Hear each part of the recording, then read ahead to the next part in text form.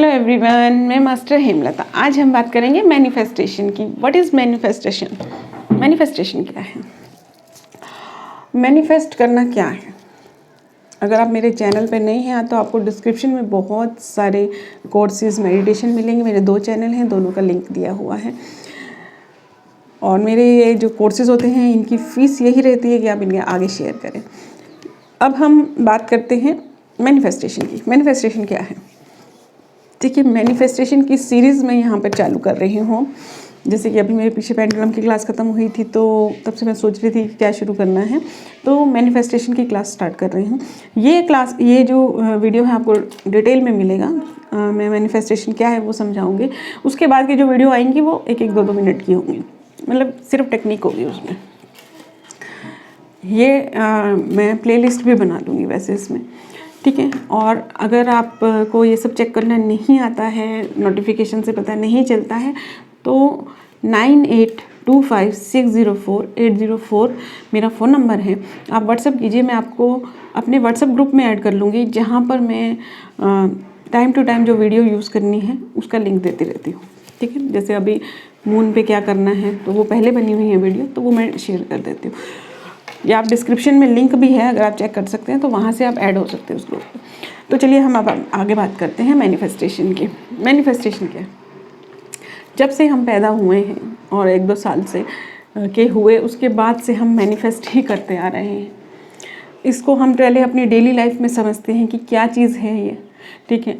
जैसे आप अब जब छोटे थे तो आपको कोई चीज़ चाहिए होती थी तो आप उस चीज़ के बारे में पहले सोचते थे कि मुझे ये चीज़ चाहिए, है ना। जैसे टॉय चाहिए तो आप उसके बारे में सोचते थे ये टॉय मुझे लेना है, ठीक है। फिर उसके बारे में आप अपने पेरेंट्स से बोलते थे। फिर वो जब तक लेके नहीं देते थे आपके दिमाग में वो चीज़, उसकी छवि दिखती रहती थी कि हाँ ये होगा, ये आएगा तो मैं इससे खेलूँगा, ठीक है। तो वो आपको जो टॉय लेके दे देते थे, तो ये मैनिफेस्ट हो गया आपका, जो आपकी विश थी वो मैनिफेस्ट हो गई। अब जैसे आप हर स्टेज का देखते हैं हम, जैसे आप थोड़े बड़े हुए, ठीक है, तो कुछ चीज़ें ऐसी आपने मांगी जो थोड़ी बड़ी लेवल की थी। जैसे कोई ऐसी चीज़ मांगी जो ज़्यादा पैसे की थी, या फिर उस चीज़ को लेना इतना इम्पॉर्टेंट नहीं था, है ना। तो आपके पेरेंट्स क्या करते हैं, पहले मना करते हैं, लेकिन फिर क्या करते हैं कि आपके सामने एक टारगेट रख देते हैं।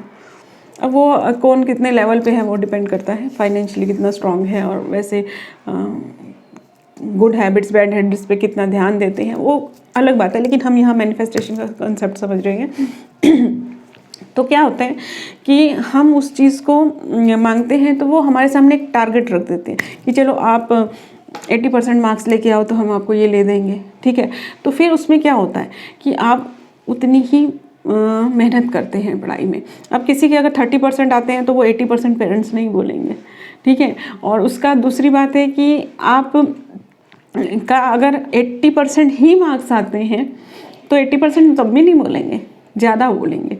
तो टारगेट जो होता है वो आपकी कैपेसिटी से बहुत ज़्यादा भी नहीं होता है, बहुत कम भी नहीं होता है। आपका जितना लेवल है अभी उससे थोड़ा सा ज़्यादा होता है, ठीक है। आप कितनी उसमें एनर्जी डाल रहे हैं, ठीक है। देखते हैं ना कितनी मेहनत कर सकते हैं, तो फिर आप उस चीज़ के लिए उतनी मेहनत करते हैं, आप पास हो जाते हैं तो वो आपको मिल जाता है। अब यहाँ पे कई लोगों को हो रहा होगा कि नहीं लेके देते हैं फिर भी, तो इस पॉइंट को भी हम लेंगे, वो हम आगे लेंगे, ठीक है। तो वो आपको लेके देते, तो ये मैनिफेस्टेशन हो गया। इसका प्रोसेस थोड़ा लंबा हो गया क्योंकि इसमें आपको एक्स्ट्रा एफर्ट्स डालने पड़े, ठीक है। अब देखिए क्या है कि आप बहुत बड़े हो गए और खुद कमाने लगे, खुद करने लगे, तो उसमें क्या हुआ कि आपने जो विश किया, आपको जो लेना है उसके बारे में सोचा कि हाँ लेना चाहिए या नहीं लेना चाहिए, या आपकी कैसी मेंटालिटी, आप एकदम से ले लेते हैं उस चीज़ को पा लेते हैं, ठीक है। आपके पास कैपेसिटी है, पैसे हैं, आपने जाके वो चीज़ ले ली तो मैनिफेस्ट हो गया। वो भी स्पीड कम रही क्योंकि आपके पास खुद के पास पावर थी, आपने सोचा और ले लिया। भले उसका जो मर्जी करें बाद में, लेकिन सोचा और ले लिया। या फिर किसी की इतनी भी होती है कि वो 10 जगह से रेट पूछता है या ये देखता है कि लेना चाहिए नहीं लेना चाहिए, ठीक है। लेकिन आपके पास खुद के पास पावर थी, आपने खुद उस चीज़ को ले लिया, तो आपका प्रोसेस थोड़ा कम हो गया। अब क्या है, 4th स्टेज क्या है कि हमारी लाइफ में जो बचपन होता है या जवानी टाइम होता है, वो एक ऐसा टाइम होता है कि जब हम हर चीज़ को ले लेते हैं, मतलब पा लेते हैं या फिर सेटिस्फाई हो जाते हैं, ठीक है। लेकिन कुछ चीज़ें उस मेन लाइफ होती है चालू, उसके बाद तो प्रॉब्लम तो खैर उस एज में भी रहती हैं, लेकिन कुछ चीज़ें ऐसी आती हैं लाइफ में, कुछ विशेष ऐसी आती हैं लाइफ में जो आप खुद भी नहीं ले सकते और आपके पेरेंट्स भी आपको नहीं दिला सकते। क्योंकि अगर इंसान अपने बच्चों को सब कुछ दिला सकता तो कोई भी दुनिया में दुखी नहीं होता, और हम खुद अगर उस चीज़ को ले सकते तो कोई भी दुखी नहीं होता, ठीक है। तो भगवान कहता है कि सिर्फ पाते नहीं जाओ, थोड़ी मेहनत भी करो। तो उस कंडीशन में उस चीज़ को हम एक्स्ट्रा पावर डाल के यूनिवर्स को इन्वॉल्व करके, यानी कि पेरेंट्स के बस में नहीं है तो भगवान के बस में तो है ना, तो भगवान से मांगकर अपने एक्स्ट्रा पावर जो हमारे अभी तक हम कॉन्शियस माइंड की पावर यूज़ कर रहे थे, सब कॉन्शियस माइंड की पावर को यूज़ कर और उन चीज़ों को मिलाकर जब हम मांगते हैं और फिर उसमें जो एफर्ट्स डालते हैं, उसके बाद जब हम उस चीज़ को पाते हैं तो वो होता है हमारा डिवाइन मैनिफेस्टेशन। कर तो हम बचपन से रहे हैं, सिर्फ तरीका थोड़ा सा अलग है, प्रोसेस थोड़ी अलग है, थोड़ी प्रोसेस बड़ी है और थोड़ी मेहनत करनी पड़ेगी, ठीक है। अब हम देखते हैं कि हमें चाहिए क्या क्या इसमें। सबसे पहली चीज़ विश्वास चाहिए। देखिए, जो फर्स्ट स्टेज पे बच्चे ने विश्वास पे ही अपने पेरेंट्स से मांगा कि हाँ मेरे को ले देंगे, ठीक है, उसने ले दिया। अब जो दूसरे स्टेज था उसमें बच्चे को मेहनत करनी थी, नंबर लाने थे, वहाँ पर भी अगर उसका विश्वास डामाडोल होता है, उसको ऐसा लगता है, जैसा कि मैंने अभी पहले भी पॉइंट आउट किया था उस चीज़ को, कि अगर आपको ऐसा लगता है कि हाँ कुछ नहीं लेके देने वाले, ऐसे ही बोल रहे हैं, आएंगे नंबर तो पलट जाएंगे, हैं, तो वहाँ पर आपकी जो वो मेहनत करने की पावर वो कम हो जाएगी और फिर आप उतना आउटपुट ही नहीं दे पाएंगे कि आपका वो रिजल्ट आए और वो आपको लेके दे। तो सबसे पहली चीज़ है विश्वास कि हाँ हमें ये चीज़ मिलेगी। सॉरी तो हम उस चीज़ को ले ही नहीं पाएंगे अगर हमारा विश्वास नहीं है। तो अगर हमारा विश्वास नहीं है तो हम उस चीज़ के अंदर नेगेटिव एनर्जी को डाल देंगे, मेहनत कम कर देंगे और नेगेटिव एनर्जी डल जाएगी उसमें और फिर वो ब्लॉक कम हो जाएगा। जैसे कि मैनिफेस्टेशन क्या है, एक लॉ ऑफ अट्रैक्शन के अकॉर्डिंग एक मैग्नेट है और दूसरी चीज़ है उसको लोहे को वो खींच रहा है और उसके बीच में अगर आप कोई चीज़ डाल देते हैं, ठीक है, तो वो वहाँ तक फिर रेज नहीं जाएंगी और नहीं आएगा। इस नेगेटिव चीज़ को अगर हम बीच में से निकाल दें तो फिर वापस से अट्रैक्शन चालू हो जाएगा। इस नेगेटिव थॉट्स को किस तरह से निकालना है, यहाँ मैं आपको एक पॉइंट बता रही हूँ। आप क्योंकि मेरी आगे की वीडियोस में सिर्फ आपको मैनिफेस्टेशन टेक्निक मिलेगी, तो यहाँ पर सब सीखें और नोट्स बनाएं अपने। सबसे बड़ी बात कि अगर ये आप मैग्नेट और लोहे के बीच में अगर कोई नेगेटिव चीज़ आ रही है तो उस चीज़ को हमें हटाना है। नेगेटिव क्या कुछ भी आएगा तो वो उस चीज़ को हटाने के लिए क्या करना है, देखिए जैसे कि आपको ऐसा लगता है कि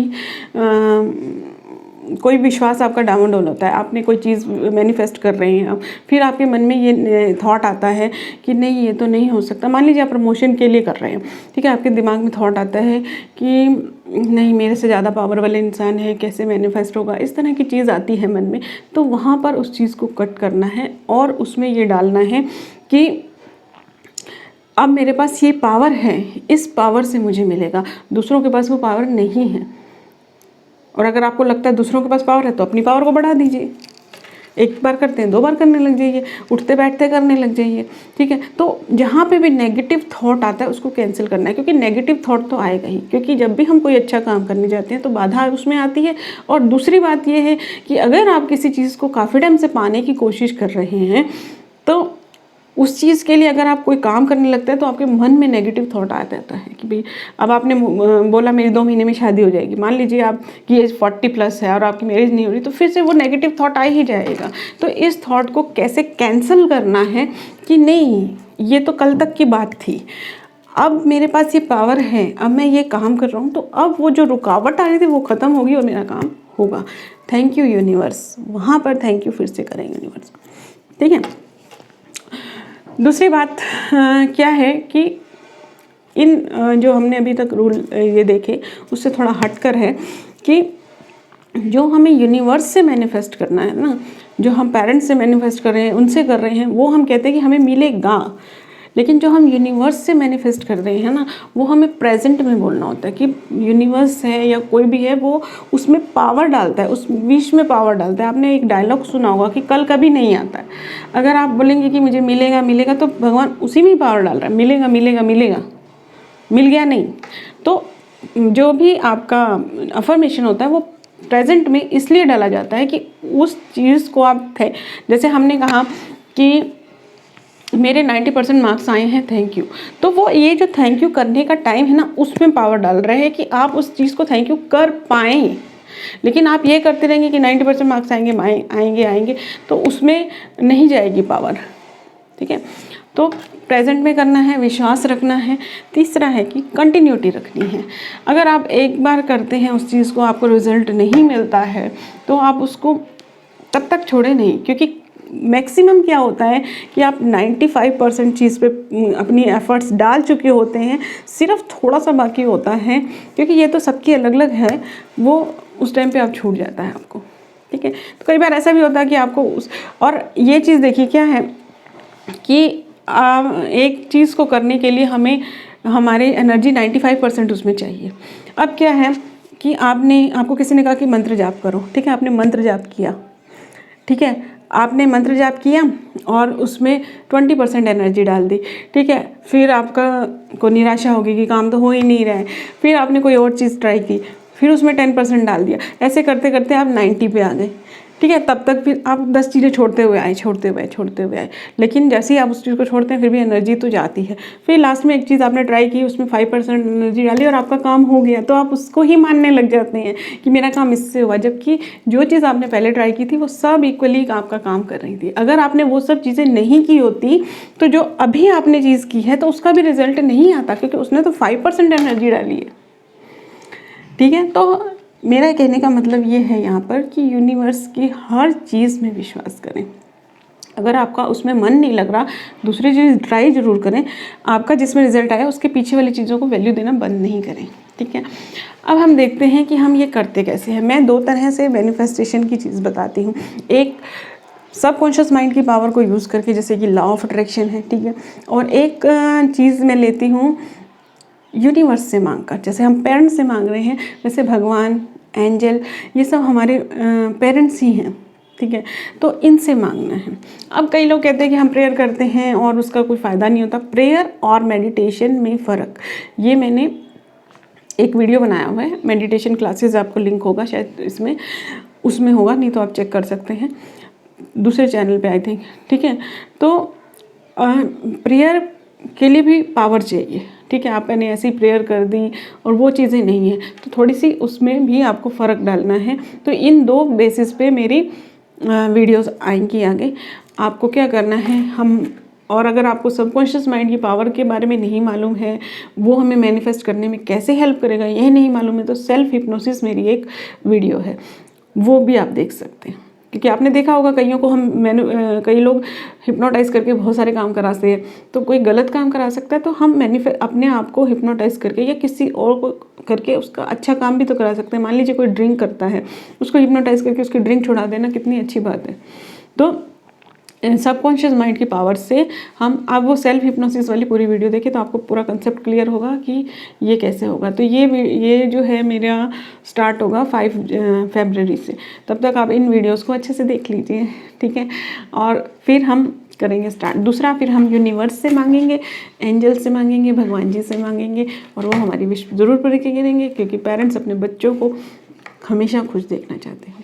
ठीक है, लेकिन एक चीज़ है कि अगर आपने किसी के साथ गलत किया है पिछले कर्मों में, ठीक है, तो जिसके साथ हमने बुरा किया है वो भी तो भगवान का बच्चा है ना, तो वो उसको इग्नोर करके आपको नहीं दे सकते ना। तो क्योंकि हम अपने बच्चों में इक्वलिटी रखते हैं, ठीक है, कई जगह पे होता है थोड़ा, वो छोटे के साथ ज़्यादा प्यार, बड़े के साथ, लेकिन भगवान के साथ ऐसे नहीं। तो वो हमारे साथ दया भावना प्रेम रख सकते हैं, लेकिन हमारा काम नहीं करेंगे वो जब तक कि दूसरा भी सेटिस्फाई नहीं हो। तो हमें उसके लिए भी क्या करना है वो भी मैं आपको आगे की वीडियोज़ में बताऊँगी। ठीक है, थैंक यू एवरीवन। आपको अच्छी लगी वीडियो तो ज़रूर शेयर करें और चैनल को सब्सक्राइब करें आगे की वीडियोज़ के लिए। और जैसे हम मेरे सभी कोर्सेज़ आपको बहुत अच्छे लगे, इस कोर्स को भी अपना पूरा प्यार दें। Thank you.